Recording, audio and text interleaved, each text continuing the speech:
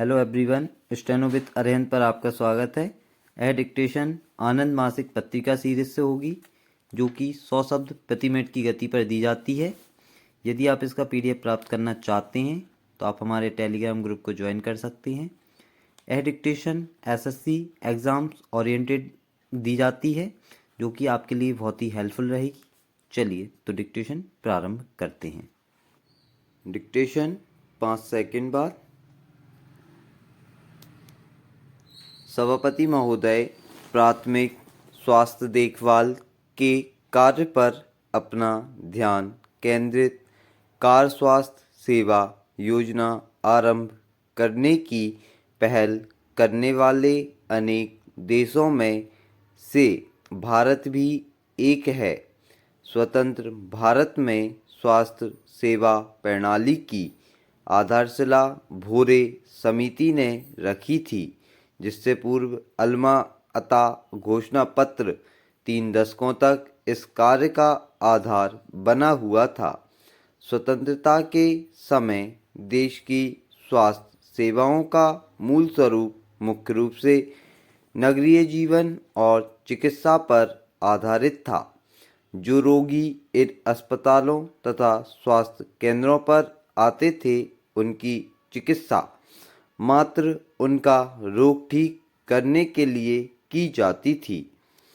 इन स्वास्थ्य सेवाओं की ग्रामीण क्षेत्रों में पहुंच अत्यंत सीमित थी, क्योंकि उस समय रोगों की रोकथाम संबंधी सेवाएं सीमित मात्रा में थीं।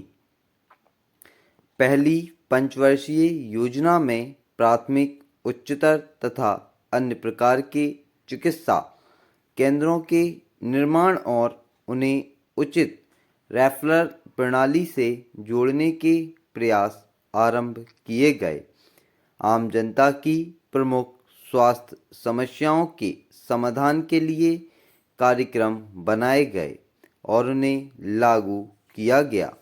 इन प्रयत्नों के परिणाम स्वरूप ज्ञात मृत्यु दर, जो 1951 में 27 थी, 1955 में घटकर 9 रह गई। लेकिन छूत की बीमारियों और पोषण की कमी से होने वाली बीमारियों की दर में कमी नहीं आई। इसके अलावा HIV जैसे संक्रामक अन्य कई तरह के रोगों के फैलने से अव्यवस्था दर बढ़ी।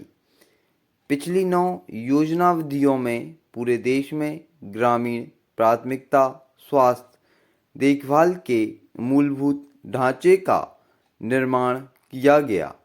पर्याप्त मात्रा में उपकेंद्र तथा प्राथमिक चिकित्सा केंद्र बनाए गए हैं, जिससे 9वीं योजना के अंत तक राष्ट्रीय स्तर पर जो मानक इस बारे में बनाए गए थे, वे पूरे हो जाएं।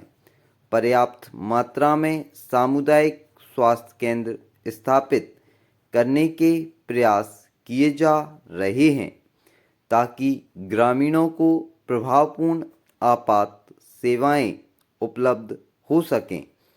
लेकिन इन मूलभूत सेवाओं में प्रायः कर्मचारियों की कम संख्या एक बड़ी बाधा रही है और प्रमुख कर्मचारियों की कमी से स्वास्थ्य तथा परिवार कल्याण सेवाओं एवं प्रमुख राष्ट्रीय कार्यक्रमों को प्रभावशाली तरीके से लागू करने में कठिनाई उत्पन्न हुई है। एक समस्या और भी है, और वह है इन 3 स्तरों वाली स्वास्थ्य सेवाओं के बीच कारगर निर्देशात्मक सेवाओं की स्थापना। कर्मचारियों की संख्या को भी निर्धारित करने की आवश्यकता है। सभापति महोदय, प्रमुख कर्मचारियों की कमी की वजह से कार्यक्रमों पर विपरीत प्रभाव न पड़े, यह सुनिश्चित करने के लिए कर्मचारियों की भर्ती में लचीला रवैया अपनाए जाने की आवश्यकता है और आवश्यक हो तो यह कार्य ठेके की प्रणाली से भी किया जा सकता है। 1991 में इस बात का अनुमान लगाया गया था कि भारत की जनसंख्या का लगभग 30% हिस्सा शहरों में रहता है। पिछले 2 दशकों में शहरों में लोगों के स्थानांतरण से शहरी तंग बस्तियों की जनसंख्या में तेजी से वृद्धि हुई है। हालांकि आरंभ में स्वास्थ्य देखभाल की सेवाएं मुख्य रूप से शहरों में थीं, लेकिन बढ़ती हुई जनसंख्या के कारण से सेवाएं अब अपर्याप्त हो गई हैं। स्वास्थ्य सेवाओं की कमी महसूस होने पर नगरपालिकाओं, राज्य सरकारों, गैर सरकारी संगठनों सहित अनेक संगठनों और विदेशी सहायता से चलने वाली परियोजनाओं ने आवश्यक मूलभूत सुविधाओं के सृजन तथा आवश्यक कर्मचारियों की व्यवस्था का प्रयास किया। ग्रामीण स्वास्थ्य सेवाओं की तरह शहरी स्वास्थ्य सेवा क्षेत्रों को प्राथमिक, माध्यमिक तथा तृतीय प्रकार की श्रेणी में विभाजित करने की कोई स्पष्ट तथा संगठित कोशिश नहीं की गई। परिणामस्वरूप कुछ केंद्रों में सुविधाओं का पर्याप्त उपयोग नहीं हो पा रहा है और अन्य केंद्रों में अत्यधिक भीड़भाड़ है। एक ही क्षेत्र सहायक अथवा अन्य प्रकार की सेवाएं देते हैं और उनमें उचित कारगर संपर्क स्थापित करने के प्रयास किए गए हैं ताकि उपलब्ध स्वास्थ्य सेवा सुविधाओं का अधिकतम उपयोग हो सके। रोगों को नियंत्रित करने के कार्यक्रमों की सफलता के लिए उचित मूल्य पर अच्छी किस्म की दवाइयों का प्रावधान आवश्यक है।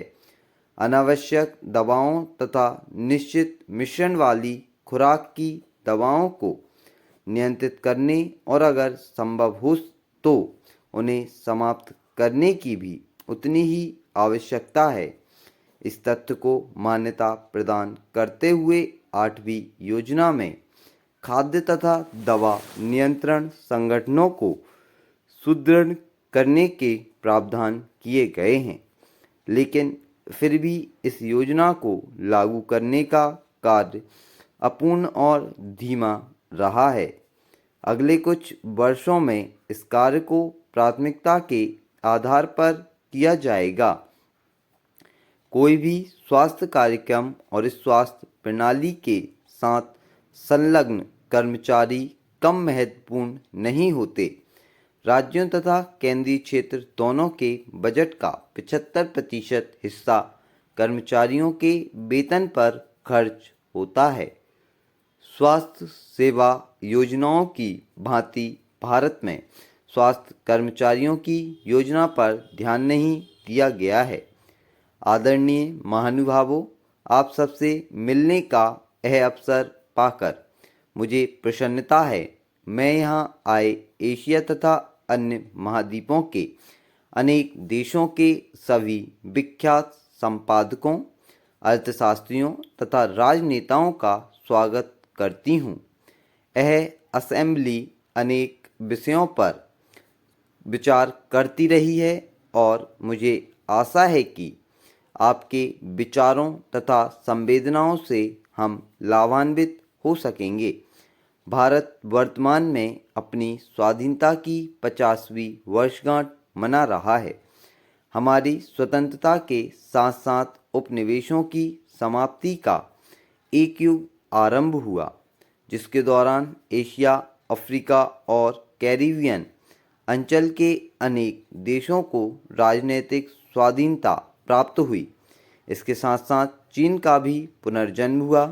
आप यहाँ जिन समस्याओं पर गहराई से विचार कर रहे हैं, उनमें से कुछ जैसे भूख और कुपोषण, आर्थिक विकास और शिक्षा की समस्याएं पराधीनता की दीर्घ अवधि के कारण उत्पन्न हुई थीं।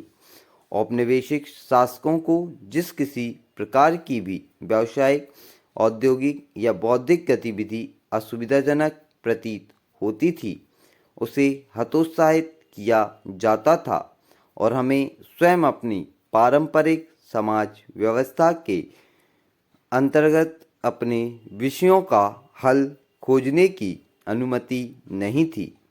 कुछ और भी समस्याएं विद्यमान थीं। कुछ और समस्याएं हैं जो आपके विचारणीय विषयों की सूची में तो शामिल नहीं हैं, लेकिन जो एक और तो हमारे दोनों देशों के संबंध में और दूसरी ओर विश्व की सैनिक तथा आर्थिक महाशक्तियों के संबंधों में परिवर्तनों से उपजती हैं। स्टॉप।